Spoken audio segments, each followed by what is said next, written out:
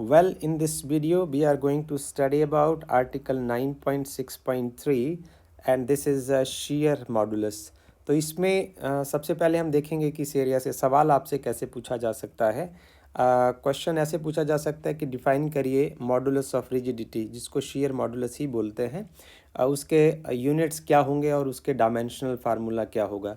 और हम इस वीडियो में चर्चा क्या करेंगे, हम पढ़ेंगे कि shear मॉडुलस क्या होता है। फिर हम अलग अलग मटेरियल का जो shear मॉडुलस है उसको हम स्टडी करेंगे। फिर हम shear मॉडुलस की यंग्स मॉडुलस के साथ कंपैरेटिव स्टडी करेंगे। और साथ में हम इसका एक एप्लीकेशन पार्ट एग्जांपल हम करेंगे, ताकि हम जो पढ़ा हुआ टेक्स्ट है उसका हम उसके ऊपर न्यूमेरिकल प्रॉब्लम हम सॉल्व कर सकें। तो हम स्टेप वाइज चलने की कोशिश करते हैं। देखिए shear मॉडुलस क्या होता है और उसको आप बड़ी आसानी से समझ जाएंगे। हमने अभी तक जो पढ़ा है वो कुछ इस तरीके का है। हमने पढ़ा था कि अकॉर्डिंग टू हुक्स लॉ, हम ऐसा लिखते हैं according to Hooke's law. Hooke's law ये कहता है कि जो स्ट्रेस है वो स्ट्रेन के डायरेक्टली प्रोपोर्शनल होती है। ये तो पढ़ा था हमने। और यदि हम इनको बराबर कर दें, ये देखिए स्ट्रेस और इसमें हम प्रोपोर्शनलिटी साइन को हटा दें तो साइन ऑफ इक्वलिटी आ जाएगा। तो इसकी जगह एक कांस्टेंट आएगा, इसको हम बोलेंगे मॉडुलस ऑफ इलास्टिसिटी। इसको हम बोलेंगे modulus of elasticity. This is called modulus of elasticity into strain हो जाएगा। अब मॉडुलस ऑफ इलास्टिसिटी जो है ये यहाँ हो जाएगा। अब यदि ये shear मॉडुलस होता है तो इसको हम लिख देंगे स्ट्रेस। ये देखिए स्ट्रेस और एक कांस्टेंट जो है जिसको हम G से डिनोट करेंगे और इनटू स्ट्रेन। तो सिंपली हम कह देंगे कि जो G है ये shear मॉडुलस, इसको हम कब बोलेंगे इसकी हम अभी बात करेंगे। shear मॉडुलस है, ये मॉडुलस ऑफ इलास्टिसिटी ही है। इसको मॉडुलस हम shear मॉडुलस कब बोलेंगे, जब हमारे पास जो स्ट्रेस होगी वो होगी shear स्ट्रेस। जो स्ट्रेस की जगह क्या हो जाएगा, हम इसको लिखेंगे स्ट्रेस जो है वो shear स्ट्रेस होगी, टेंजेंशियल स्ट्रेस होगी, राइट। और स्ट्रेन की जगह होगा shear स्ट्रेन होगी। बस इतना ध्यान रखना है। अब आप देखेंगे कि आपने shear स्ट्रेस के बारे में भी पढ़ रखा है। shear स्ट्रेस में हम क्या करते हैं कि हमारे पास जैसे फॉर एग्जांपल कि सिलेंडर आप इस डायग्राम में देख रहे हो, ये एनसीईआरटी का डायग्राम है। ये आपके पास एक सिलेंडर है जिसकी जो सिलेंडर की जो हाइट है वो L है, और मीन्स इसके जो फेसेस हैं, जो राउंड शेप्ड फेसेस हैं, उनके बीच का जो डिस्टेंस है वो L है। तो आप क्या करते हैं कि आप यहाँ ऑपोजिट फोर्स लगाते हैं। ये देखिए अपर फेस में टुवर्ड राइट साइड और जो लोअर फेस में टुवर्ड लेफ्ट साइड, और ये इक्वल और ऑपोजिट जो फोर्स लगते हैं ये क्या करेगा, स्टैटिक इक्विलिब्रियम को मेंटेन करते हुए ये एक डिस्प्लेसमेंट करेगा। इट्स ए रिलेटिव डिस्प्लेसमेंट करेगा। और ये जो रिलेटिव डिस्प्लेसमेंट है between the two opposite faces is delta X, और डेल्टा एक्स बाई जो L की रेशियो होगी that is equal to theta. So this is called shear strain, उसको हम बोलेंगे shear strain, right. So force क्या होगा, जो हम इसको ऐसे लिखेंगे कि जो shear स्ट्रेस होगी वो होगी force upon area as always, right. और जो shear स्ट्रेन होगी वो होगी upon delta X divided by L, right. So I can write now कि जो G जो है वो क्या होना चाहिए, G जो है वो F by A into delta X, और जो L है वो ऊपर चला जाएगा। इसको हम ऐसा लिख सकते हैं FL upon A into delta x. So this is what the G is. और यदि हम यूनिट्स की बात करें, SI यूनिट्स ऑफ, अब हम चलते हैं, किसी भी फिजिकल क्वांटिटी के यूनिट्स बहुत इंपॉर्टेंट होते हैं। SI units of shear modulus, okay. So जो मॉडुलस ऑफ इलास्टिसिटी के जो यूनिट होते हैं वो स्ट्रेस के यूनिट के ही होते हैं, क्योंकि स्ट्रेन के यूनिट नहीं होते। तो इसको हम जस्ट ऐसा लिख सकते हैं, इसके यूनिट होंगे न्यूटन पर मीटर स्क्वायर, राइट। सो और डायमेंशनल फार्मूला क्या होगा, dimensional formula of shear modulus. तो shear मॉडुलस का जो डायमेंशनल फार्मूला क्या होगा, वो स्ट्रेस का ही होगा. This is F/A. तो फोर्स का हो जाएगा mL/T-2 मास इंटू एक्सेलरेशन, और एरिया का जो क्रॉस सेक्शन एरिया का डायमेंशनल फार्मूला हो जाएगा L2. तो आप इसको लिख सकते हैं mL-1 एंड T-2. सो ये जो नई फिजिकल क्वांटिटी आपने पढ़ी, उसका यूनिट्स और डायमेंशनल फार्मूला भी हमने पढ़ लिया. अब इंटरेस्टिंग चीज़ ये है कि हम ये देखेंगे कि हमने इससे पहले क्या पढ़ा. हमने यंग्स मॉडुलस के बारे में भी पढ़ रखा है. इससे प्रीवियस वीडियो में हमने पढ़ा था कि यंग्स मॉडुलस क्या होता है, राइट. और अभी हम पढ़ रहे हैं शीयर मॉडुलस क्या होता है, राइट. तो हम एक टेबल की हेल्प से ये जानने की कोशिश करेंगे कि इन दोनों के बीच में रिलेशन कैसा है, राइट. इसमें बड़ा कौन है, छोटा कौन है. तो हमारे पास कुछ एक एक्सपेरिमेंटल डाटा अवेलेबल है, उसके आधार पर हम इसकी चर्चा करते हैं. सो हम इस टेबल को यदि ध्यान से देखें तो हमारे पास जो मटेरियल है, ये NCERT का डायग्राम है और इट्स टेबल नंबर 9.2. कुछ पार्ट जो है वो टेबल नंबर 9.2 का है. जो मटेरियल है इस टेबल नंबर 9.2, और it shows that the shear moduli G of some common material. This is shear moduli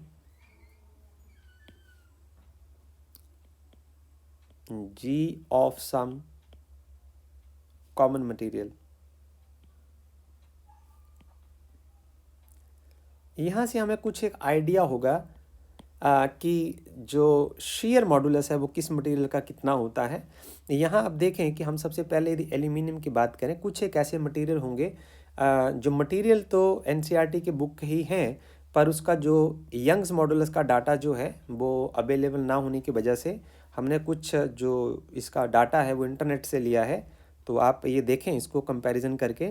aluminium का जो शीयर मॉडुलस है वो 25 है, cross 10⁹9 and cross 10⁹9 newton metre -2. ये स्केल ऊपर दिया हुआ है, इस स्केल का आप ध्यान रखें, बार बार नहीं हम लिखेंगे.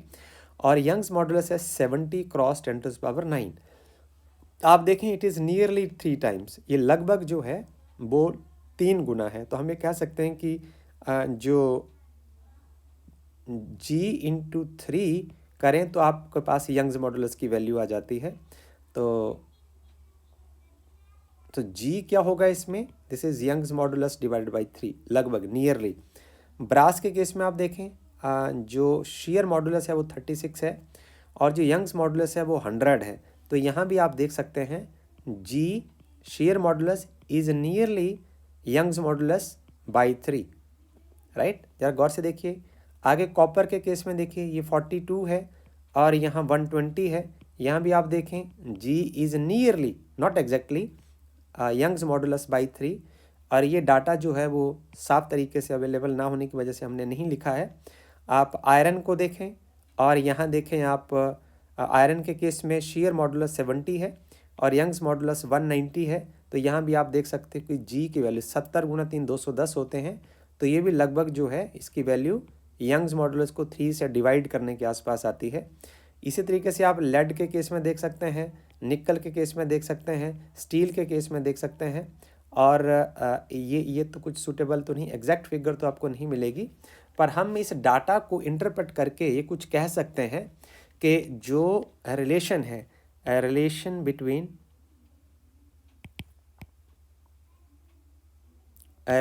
Between Young's modulus and shear modulus, relation between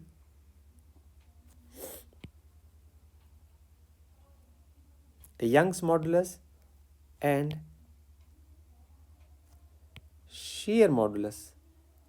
इन दोनों मॉडुलस के बीच में क्या रिलेशन आया कि जो शीयर मॉडुलस होता है वो यंग्स मॉडुलस से कम होता है, right. So G is nearly equal to, we can not exactly equal to, it is approximately equal to Young's modulus by 3. तो यही कंक्लूजन हमने इस टेबल से निकाला है, राइट. अब हम एक प्रॉब्लम सॉल्व करने की कोशिश करते हैं कि शीयर मॉडुलस के ऊपर एक प्रॉब्लम है. बहुत अच्छी NCERT की जो प्रॉब्लम्स होती हैं वो बहुत क्वालिटेटिव होती है. तो इस प्रॉब्लम को सॉल्व करके हम शीयर मॉडुलस के आइडिया को अप्लाई करना सीख जाएंगे.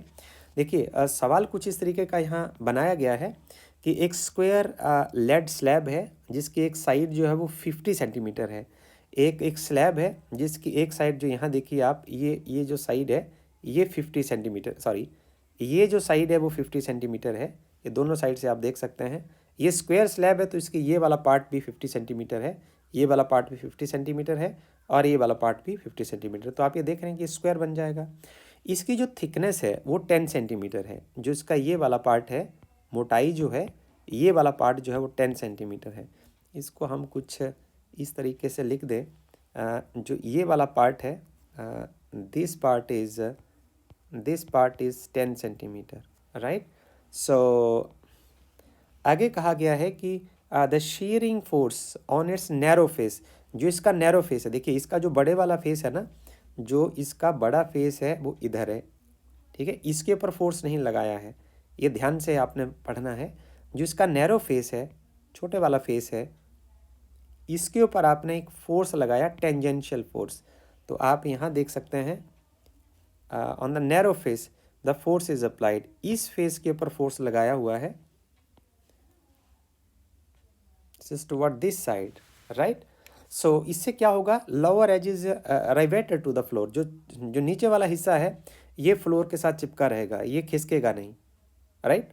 और how much will the upper edge be displace, तो हमसे पूछा है कि अपर एज में डिस्प्लेसमेंट कितना होगा। यू नो कि ये जो वाला पार्ट होता है ना, हमने पढ़ा था कि इस पार्ट को हम बोलते हैं डेल्टा एक्स, ये रिलेटिव डिस्प्लेसमेंट कितना होगा।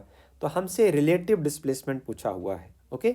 सो हम सबसे पहले नोन पैरामीटर्स को लिखते हैं और फिर हम इसको बड़ी आसानी से कर देंगे। हमारे पास नोन पैरामीटर है side of the square lead slab,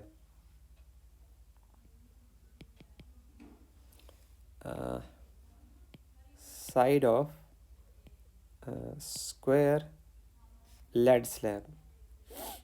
तो स्लैब की एक साइड कितनी है जी, ये है जी 50 सेंटीमीटर। तो आप सबसे पहले इसको SI यूनिट्स में लिख दीजिए, ये आ जाएगा 50 क्रॉस 10⁻⁻² मीटर, ओके।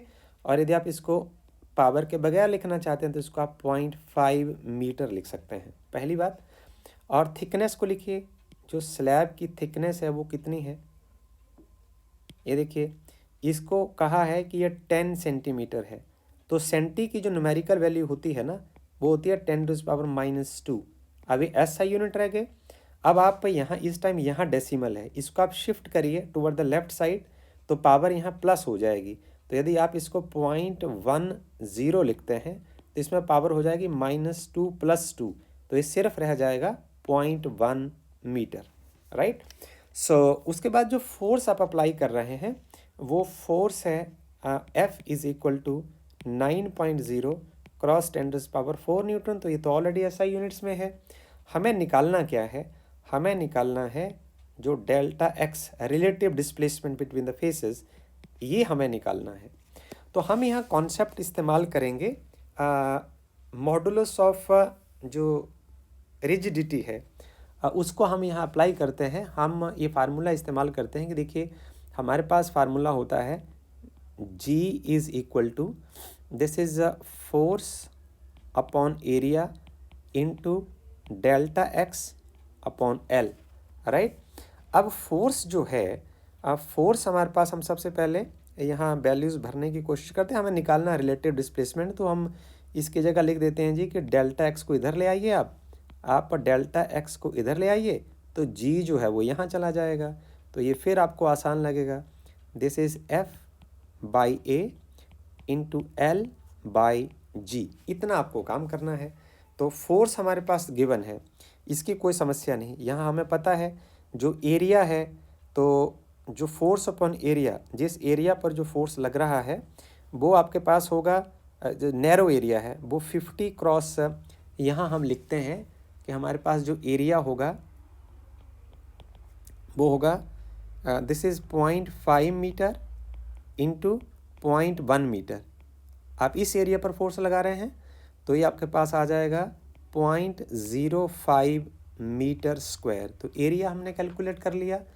और उसके बाद हमारे पास है जो लेंथ है, राइट। सो जो लेंथ है, length in this case is equal to this is ये वाला पार्ट आपके पास आ जाएगा here L is equal to, this is 0.5, this is 0.5 metre. सो ये दोनों ही इंफॉर्मेशन हमारे पास आ जाएंगी, हम डेल्टा एक्स निकाल सकते हैं but comfortably. Delta X is equal to now force की जगह हम लिखेंगे 9.0 क्रॉस 10⁴ अपॉन एरिया जो है वो आ जाएगा 0.05 metre square into the length here is, यहाँ देखिए आपके पास जो लेंथ है ये वाला पार्ट आएगा, ये आ जाएगा 50 सेंटीमीटर.